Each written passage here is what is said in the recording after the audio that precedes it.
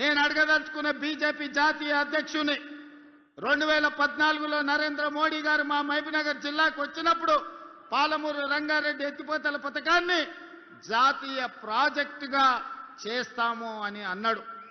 3 సార్లు మోడీ గారు ప్రధానమంత్రి అయ్యాడు. 12 సంవత్సరాలు బీజేపీ అధికారంలో ఉంది. మీకు చేతులు రాలేదా? పాలమూరు రంగారెడ్డి ఎత్తిపోతల పథకాన్ని జాతీయ ప్రాజెక్టుగా ప్రకటించాలన్న ఆలోచన గాని మీకు దేవుడు ఇవ్వలేదా అని నేను అడుగుతున్నా. ఇవాళ కాళేశ్వరం ఇవ్వలేదు, జాతీయ ప్రాజెక్ట్ ఇవ్వలేదు, మెట్రో రైలు ఇవ్వలేదు, మూసీకి నిధులు ఇవ్వలేదు, రీజనల్ రింగ్ రోడ్డు పూర్తి చేస్తామని చెప్పలేదు. మరి ఏమి ఇవ్వడానికి మీ జాతీయ అధ్యక్షుడిని తీసుకొచ్చిరని నేను అడుగుతున్నా.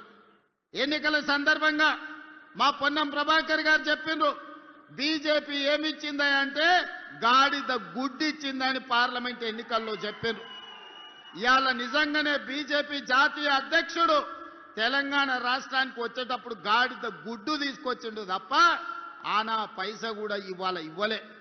ఏ మొహం పెట్టుకొని 12 ఏళ్ల తర్వాత కూడా నరేంద్ర మోడీ గారు ఇచ్చిన హామీ పాలమూరు రంగారెడ్డి ఎత్తిపోతల జాతీయ ప్రాజెక్టు ఇవ్వకుండా, మెట్రో రైలు 2వ విడత ఇవ్వకుండా, మూసీ ప్రక్షాళనకు నిధులు ఇవ్వకుండా, రీజనల్ రింగ్ రోడ్డును కట్టుకోవడానికి అనుమతులు ఇవ్వకుండా ఏ మొహం పెట్టుకొని ఇవాళ బీజేపీ వాళ్ళు ఇవాళ ఓట్లు అడగడానికి వచ్చిందని నేను అడుగుతున్నా. ఇవాళ సూటిగా నేను అడుగుతున్న బీజేపీ నాయకులను, బీఆర్ఎస్ బీజేపీ బంధం ఫెవికాల్ బంధం కాదా? వీణా వాణి బంధం కాదా? మీ శరీరాలు వేరైన మీ తలలు ఒక్కటే కాదా? మొన్న జరిగిన పార్లమెంట్ ఎన్నికల్లో బీఆర్ఎస్ సత్య అవయవదానం చేసింది. ఎక్కడైనా ప్రమాదంలో ఎవరైనా చావు బతుకుల మధ్యలో ఉంటే వాళ్ళు సంతకం పెడతారు, నా మరణానంతరం నా కిడ్నీలు దానం చేస్తున్నా, నా మరణానంతరం నా కళ్ళు దానం చేస్తున్నా అని మనం అవయవదానం చేసేటోళ్ళని చూసినాం.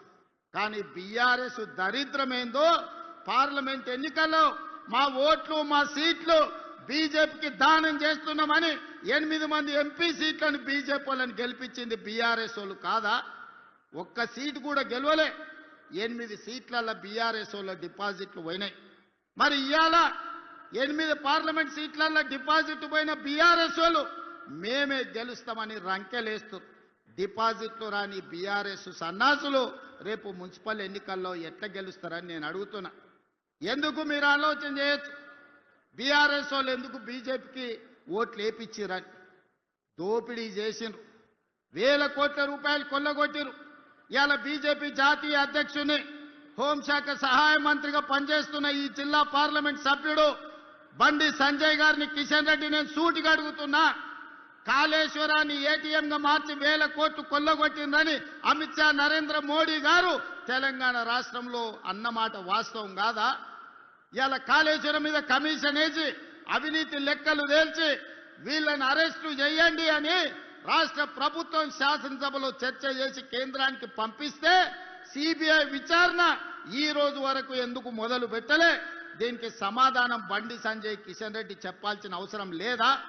వేల కోట్లు కొల్లగొట్టిన కాళేశ్వరం, 1,00,000 కోట్లు పెట్టి కట్టిన కాళేశ్వరం 3 ఏళ్లలోనే కూలేశ్వరమై కూలిపోతే ఇవాళ సిబిఐ విచారణ కోసం కేంద్ర ప్రభుత్వానికి శాసనసభ సాక్షిగా నిండు సభలో తీర్మానం చేసి సిబిఐ కేసులు పెట్టి కేసీఆర్ను హరీష్ను బొక్కలో తొయ్యండి అని అసెంబ్లీ సాక్షిగా తీర్మానం చేస్తే 6 నెలలైంది, అతి లేదు గతి లేదు, సిబిఐ విచారణ లేదు.